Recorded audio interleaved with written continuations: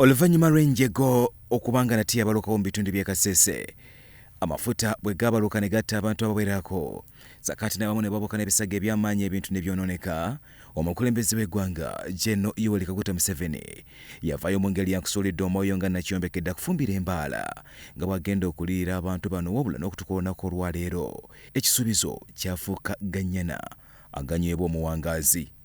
Beito ag'amaju agahiire agolugarebwa tumanye omwana nkekasya omwana nkekahirima ago ntuja kubashumbusha.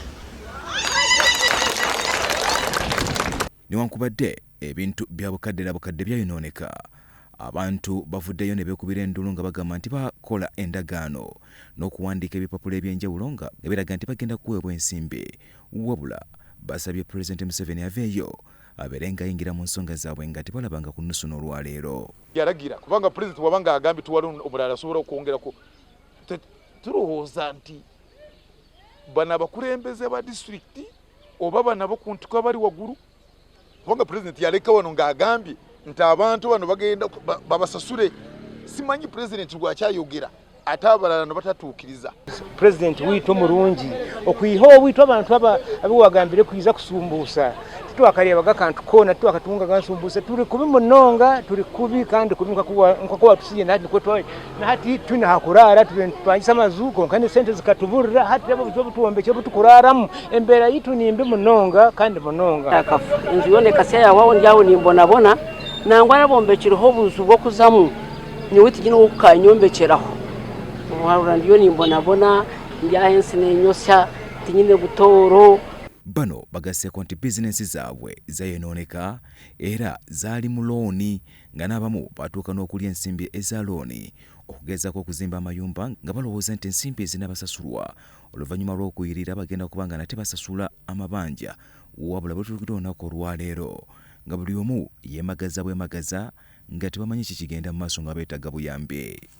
Kugamba kubeera nti tubeere omwo tubeere nga tusula omwo. Katusaba bekikwatako bonna mutuyambe, embeera si nnungi. Okutusumbuusa tetukalaga nsumbuusa n'oyo watugambire taata tuyo ntubonaabona abaana mu masomero bakaruga mu bwenu nkanye Nyamwandu tulina okunkwata mukono abaana banje bali okwe nibabonaabona bakanagaho n'obwizukuru ndyawo nintoba nabwo olikuba yampa akayungu n'amara mu kabiro gwambingamu.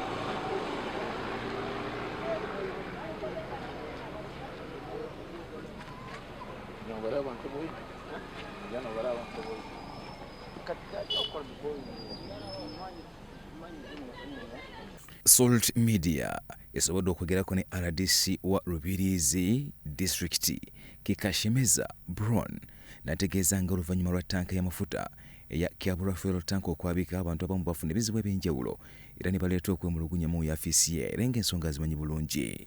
I had ngwe kabahe 2019 oburoore y'amajuta yakwasibwa omuriro Kyambura kandi abantu abamwe bakaferwa ebintu byabo kandi nyowe nkaba appointed here as an RDC 2022.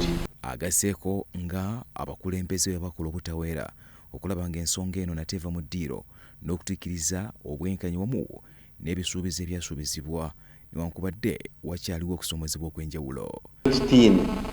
List niyo tutine which needs to be investigated.